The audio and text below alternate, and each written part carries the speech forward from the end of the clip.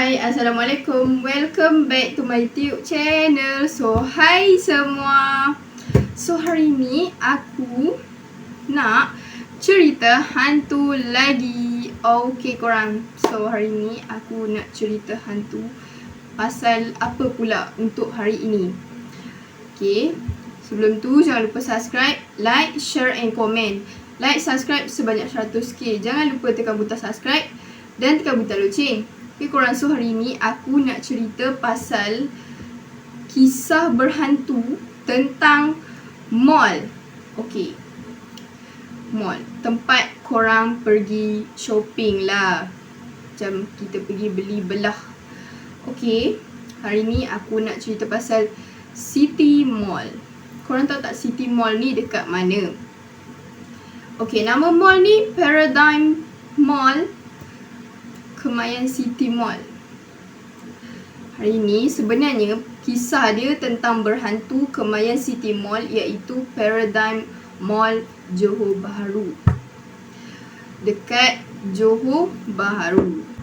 Kepada yang nak dengar pasal kisah berhantu dia, sebelum tu jangan lupa like dulu dan jangan lupa tekan butang subscribe sekali. Tanpa membuang masa, aku akan cerita sekarang, tapi korang semua jangan lupa untuk tekan butang like. Apa yang berhantu dekat Paradigm Mall ni? Kalau korang pernah pergi, mesti korang tahu kan? Percaya atau tidak, terpulang pada masing-masing. Difahamkan bangunan itu kini sudah beroperasi sepenuhnya selepas dibangunkan kembali oleh pemilik barunya. Kemayan City adalah sebuah bangunan yang terbengkalai for me than 10 years ago. Awalnya memang nak dijadikan shopping mall, tetapi pembinaan dihentikan pada tahun 1998. Masa awal tu sebenarnya dia nak dijadikan shopping mall, tapi pembinaan tu dihentikan pada tahun 1998. Tidak diketahui punca projek itu dihentikan, jadi semenjak 1998 bangunan ini memang tidak beroperasi langsung. Pada tahun 1998 bangunan ini memang tak beroperasi langsung. Setahu saya, kisah Kemayan City ini tak semua orang yang tahu, walaupun orang Johor Bahru sendiri. Yalah, sebab dah lama sangat kan. Tapi saya dapat tahu pun sebab ada kawan-kawan yang cerita buat pencarian di enjin carian Google dan sebagainya. Masa itu, kalau Kemayan City siap dibina, ia merupakan kompleks beli belah yang terbesar di Johor Bahru. Kemayan City ni siap dibina, dia merupakan kompleks beli belah yang terbesar di Johor Bahru. Komplit semualah, sebab masa tu Angsana City Square ke JPO belum ada lagi kalau tak silap. Lepas baca kisah-kisah Kemayan City ini, kebanyakan masa-masanya pertama kali datang ke Johor Bahru dan tidak tahu langsung tentang kisah di Kemayan City.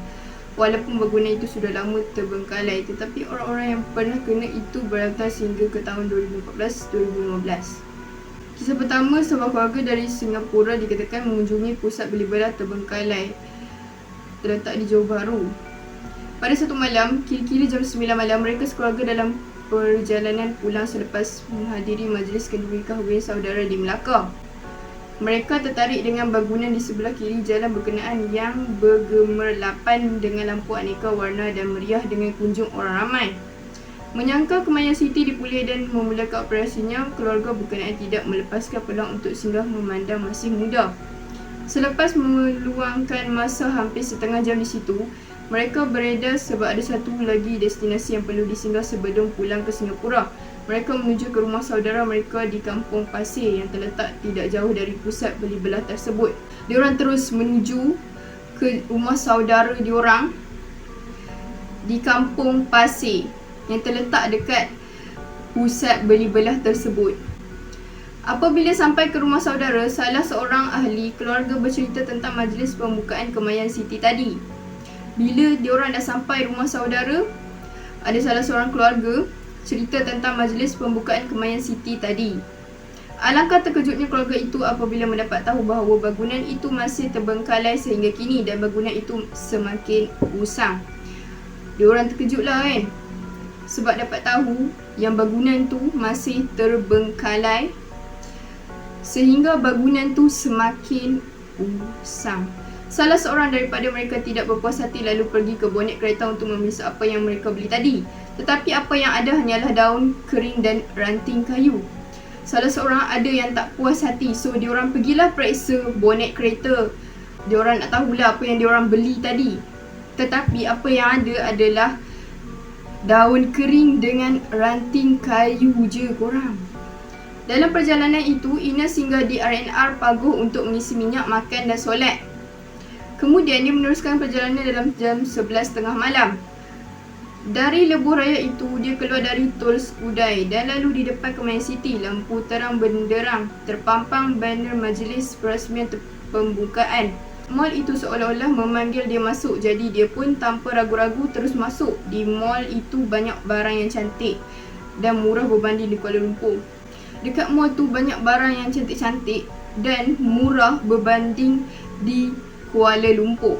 Selesai makan, tengok jam 3 pagi, kakak dia siap call sebab pelik kenapa dia masih belum sampai di rumah. Bila dia cakap yang dia sedang bershopping di Kemayan City, kakak dia marah dan suruh balik cepat.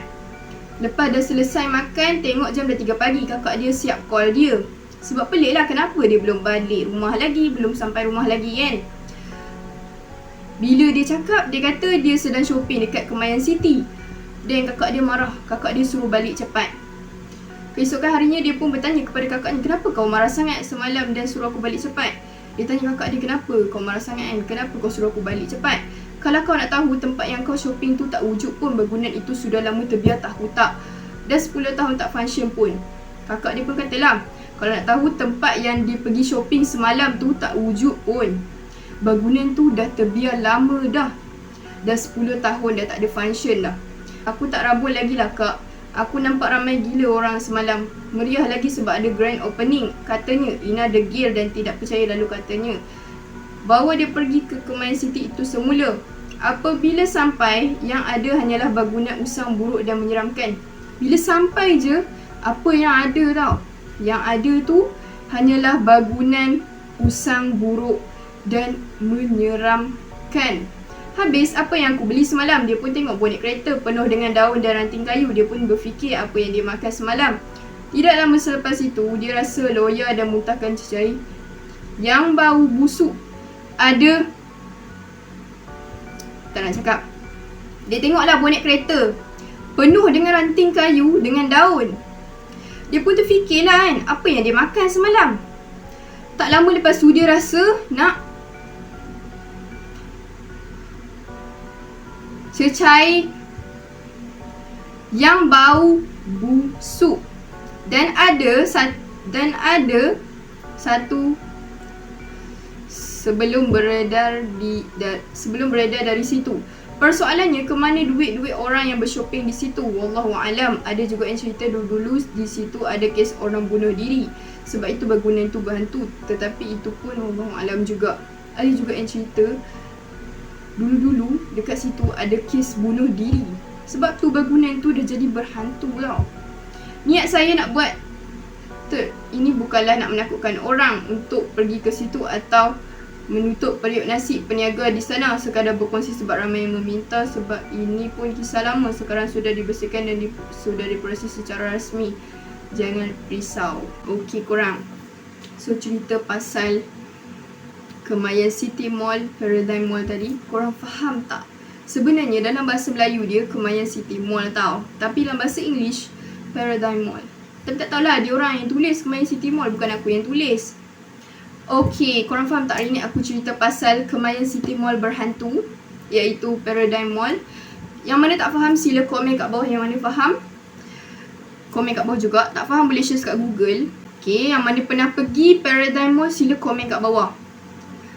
Korang pernah tak pergi Paradigm Mall dan korang nampak kan, korang tak nampak mall yang betul punya, tapi korang nampak rasa macam menyeramkan, rasa macam usang. So kalau korang pernah nampak, korang sila komen kat bawah. Okay, sampai sini saja video baru aku. So jangan lupa like, comment, share and subscribe. So bye bye korang, see you next time video. Esok tak pastilah ada video baru ke tak, tengok dulu. Kita jumpa pada hari seterusnya pula korang. Bye semua.